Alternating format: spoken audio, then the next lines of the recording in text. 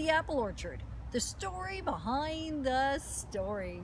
I went a few days ago to the apple orchard to shoot a little bit of video to invite our clients and those that introduce us to clients. So I perceive you both as clients, whether you're a referring person or whether you're somebody that's actually worked with us at the Decker team. And so I went to the orchard.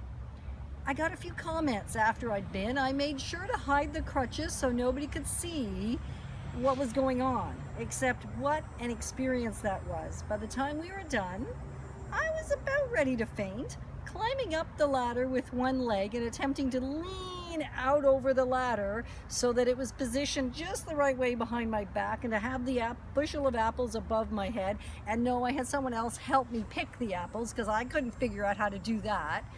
And so it was the story behind the story. After people commented, I thought, do I tell the truth? It was, so yeah, I decided I would. It was tough. I mean, the sweat was pouring off me.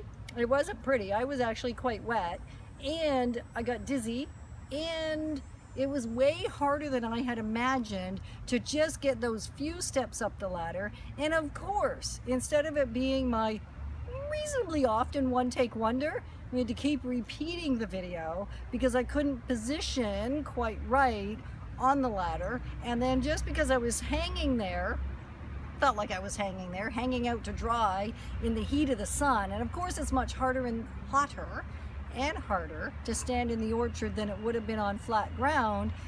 My thoughts weren't coherent.